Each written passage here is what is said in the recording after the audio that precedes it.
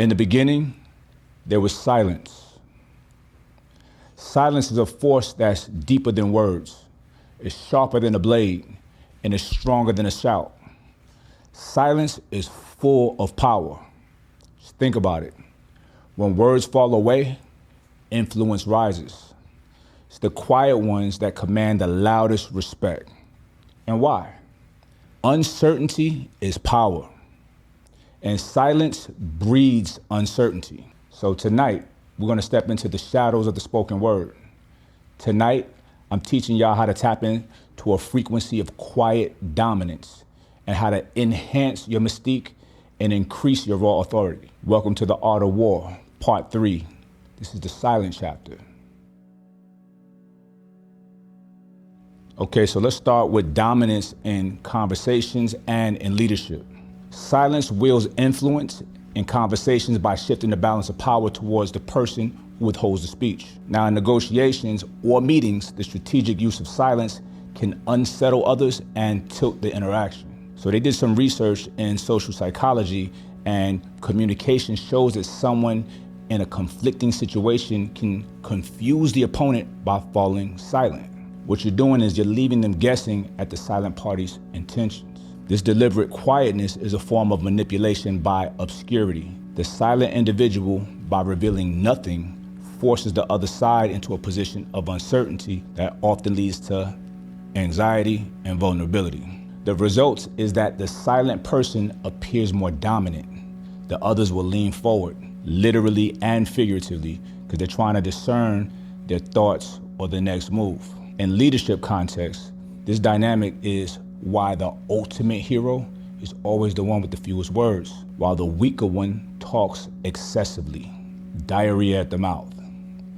So the ability to hold silence becomes a subtle exercise of positional authority. Not only does silence project confidence, it also compels others to action. In everyday interactions, many people have a natural discomfort with silence. They feel an impulse to fill the void in conversation. You can use social discomfort as a power tactic. Silence sparks anxiety in almost everybody. We feel a psychological and a physiological urge to break that silence. Now, a skilled negotiator or a leader uses this effect deliberately. By employing silence, you can take control of the interaction. As the other person grows uncomfortable, they start to talking, filling the gap, giving up all their information. Often, they'll start revealing more information or conceding points simply to escape this tension of this pause.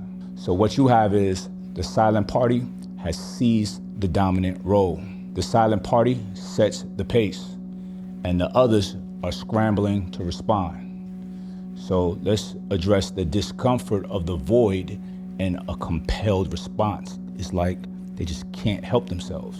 Why is silence so uncomfortable for most people? Part of the answer is in our neurological wiring. Humans are social creatures. We're attuned to constant communication cues. When those cues disappear, the brain registers uncertainty as a threat, and that triggers the amygdala. Y'all know what the amygdala does. It triggers a stress response. A sudden or prolonged silence in conversation can provoke a mild fight or flight reaction. Heart rate starts to increase, mind is racing, trying to interpret and trying to figure out, what does this silence mean? An unanswered question or an unexpected pause causes an open loop in our cognitive process, and we become desperate to close it. Anxiety mounts as the silence stretches, because a lack of feedback is weird to most people. It's very ambiguous and it's very uncomfortable. Human beings are very predictable creatures.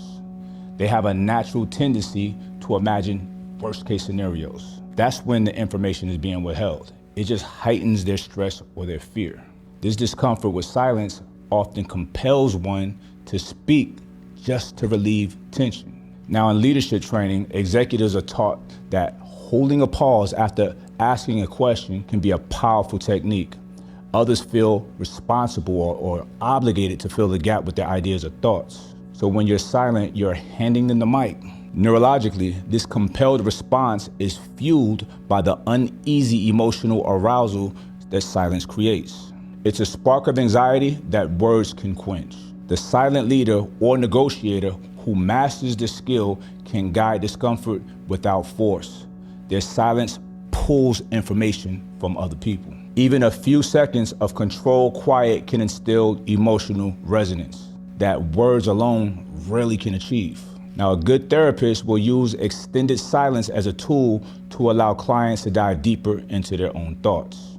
You have to be able to read the room to see that silence is sometimes the catalyst that unlocks what would otherwise remain hidden. I told y'all about the mystique, right? So let's get into it. Let's talk about mystique, authority, and the aura that silence gives you. Beyond immediate conversations, the strategic use of silence contributes to a person's mystique and their perceived authority. History and literature are replete with figures of few words. Nobody gravitates to the loud, fragile type. It's the strong, silent type that has that magnetic attraction. It's he who evokes a sense of gravitas. And gravitas is when one has dignity, seriousness. They solid, very stoic. Silence creates mystery. What is not said often intrigues more than what is openly declared. In psychological terms, an ambiguous silence becomes a projective surface for others' imaginations. So when someone in the right situation remains silent or answers ambiguously, whoever's observing either project their own hopes, fears, and theories onto that void. When there's no sound except a character's breathing, the audience is forced to fill the vacuum with their desires and their imagination. So, in other words, silence creates a void that others will eagerly fill with their own inner narrative. This is a double-edged sword. The silent person can benefit from being overestimated or idealized, as people often attribute greater wisdom or strength to someone who doesn't spell everything out. Now, let's get into the aura of silence. The aura of silence thus lends an almost mystic quality to that person. This mystic building aura through silence works hand in hand with human psychology. You see, we have the tendency to be uncomfortable with uncertainty. Yet, paradoxically, we're drawn to it. It's crazy, right? Curiosity compels us to seek answers.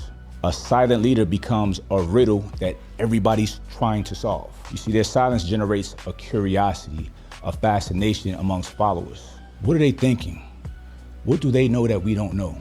That in turn increases that person's influence. Now listen, that same ambiguity can also instill fear. Now, in hierarchical situations, people may naturally submit to that silent authority figure because they imagine that person is more knowledgeable or powerful than themselves. Silence can be authoritative or distressing when its underlying reason seems to be too complicated for others to understand or to interpret.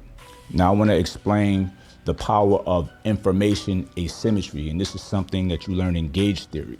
Now, I have to warn you, this can be used as manipulation. This is under the realm of what they call dark psychology. You are to never, ever use this on people that you care about or that care about you. I'm teaching you this so that you can identify it if it's happening to you or if you're in a negotiation and you need some leverage. There's a lot more to this, but I don't know everybody in here that well. So I have to save that for the VIP one-on-one people. Knowledge is power, or I like to say knowledge is power potential.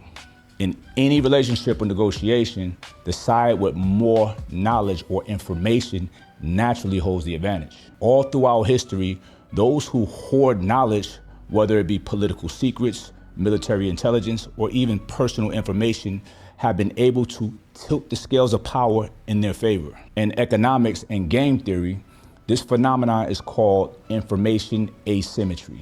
So by definition, information asymmetry is when one group knows more than the other during a deal or interaction that can tilt the balance of power. The very presence of an information gap creates a power differential. The informed side can exploit their superior knowledge while the less informed is kept off balance.